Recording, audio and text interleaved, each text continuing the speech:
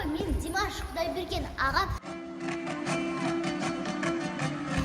өз өнерімен барлық әлемді таң қалдырып жүр.